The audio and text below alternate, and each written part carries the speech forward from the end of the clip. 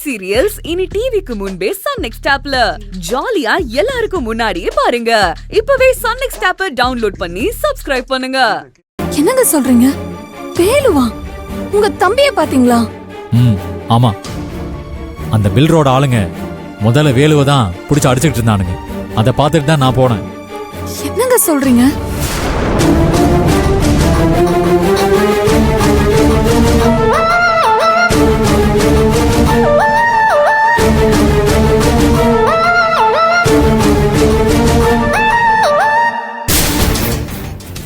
ஏங்க, உங்களுக்கு ஏன் இந்த வேண்டாத வேலை? யாரும் அடிச்சுக்கிறாங்க புடிச்சுக்கிறாங்க, உங்களுக்கு என்ன வந்துச்சு? தேவையில்லாம சண்டை போட்டு இப்ப உங்களுக்கு ஏதாவது ஆயிருந்தா நாங்க என்ன பண்ணுவோம்? என்ன கீர்த்தி பேசுற? என் தம்பியை எவனோ ஒருத்தன் அடிச்சிட்டு இருப்பான், அது பார்த்துட்டு சும்மா இருக்க சொல்றியா? இங்க பாரு, எனக்கும் என் தம்பிக்கும் 1000 பகை இருக்கும். அதுக்காக அவன் என் தம்பி இல்லைன்னு ஆயிருமா? கண்டவனுங்க என் தம்பி அடிக்கிறத நான் பார்த்துட்டு சும்மா இருக்கணுமா? அதுவும் இல்லாம நம்மளை ஏமாத்திட்டு போன பில்டர் கிட்ட நாம கொடுத்த பணத்தை திருப்பி கொடுக்க சொல்லிதான் நமக்காக சண்டை போட்டிருக்கான். அவன் கோர்ட்ல ஏதோ ஜாமீன் வாங்கி வெளியில வந்திருக்கான். அதான் எங்க ஸ்டைல்ல அவனுக்கு பதிலடி கொடுத்து ஓட விட்டோம். என்ன பாக்குறீங்க? நடந்த பிரச்சனை எல்லாத்துக்கும் காரணம் நீங்க 2 பேரும் தான். உங்க பேச்சை கேட்டு நான் மட்டும் அன்னைக்கு இந்த பில்டர் கிட்ட ஏமாறாம இருந்திருந்தா இன்னைக்கு இந்த குடும்பத்துல எந்த சண்டையும் சச்சரவும் இருந்திருக்காது. எல்லாரும் ஒன்னா இருந்திருப்போம். எல்லாம் என் நேரம்.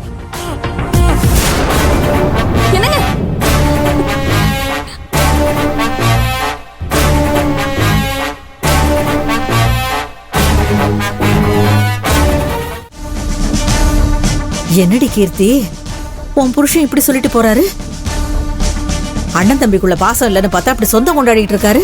மா, அவர் பேசின ஒவ்வொரு விஷயத்தையும் என்னால சகிச்சுக்கவே முடியல. நினைச்சாலே எனக்கு எரிச்சலா இருக்கு.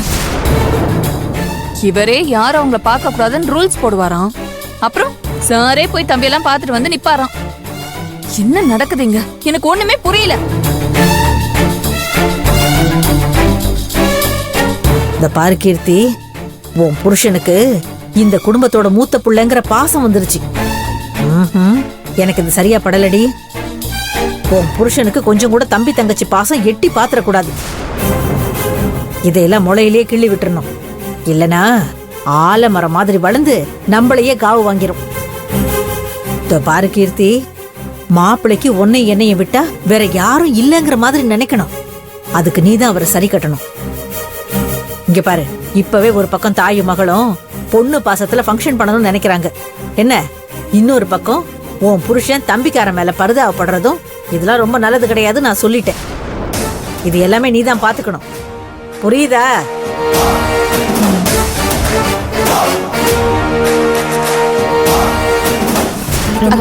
இந்தாக்கா, இந்தாம்மா, மருந்து போட்டா சரியா போயிடுண்டா. கையை தொடச்சிட்டு அப்புறம் மருந்து போடு. கரெக்ட்டா சூட் பண்ணியா?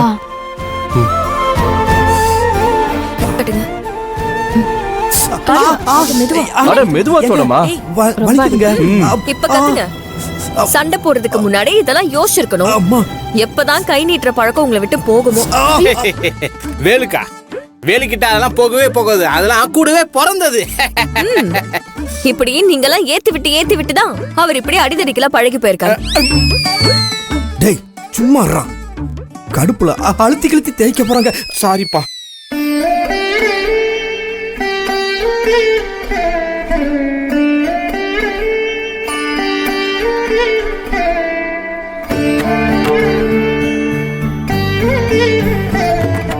மகா, வேலு சொன்ன மாதிரி மூத்தவன் மனசுல தம்பி தங்கச்சிங்கிற பாசம் இருக்கு இல்ல? நம்ம திரும்பவும் திருக்கிட்ட தாலி பிரிச்சு கோக்குற ஃபங்க்ஷன் நடத்தணும்னு அதை பத்தி பேசலாமா? நானும் அதை பத்தி தாமா யோசிச்சுட்டு இருக்கேன்.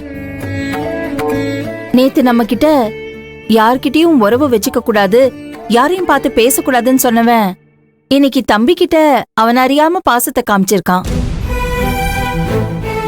இதுல எது நிஜம்னு தெரியாம நம்ம எப்படிமா போய் அவன்கிட்ட பேசுறது? குழப்பமா இருக்கு. இப்ப என்ன பண்றது டே? மா, அண்ணன் மனசுல பாசம் இருக்குமா, அது கொஞ்சம் கூட குறையல. ஆனா நம்ம குடும்பத்துல நடந்ததெல்லாம் இன்னும் அவர் மனசுல இருக்கு. பாவம், 2க்கு நடுவில் மாட்டிக்கிட்டு தவிக்கிறாரு.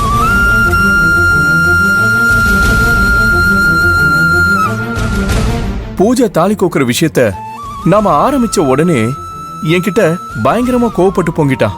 ஆனா உங்ககிட்ட உருகிட்டானே. தாலி கோக்குற ஃபங்க்ஷன் வச்சா வருவானா வரமாட்டானான்னு கூட தெரியல. அவனை புரிஞ்சிக்கவே முடியலையே. இதுக்கு மேலேயும் பொறுமையா இருக்க முடியாது. அண்ணன் என்னால தானே கோவமா இருக்காரு. பேசாம நானே அவர்கிட்ட பேசுறேன்.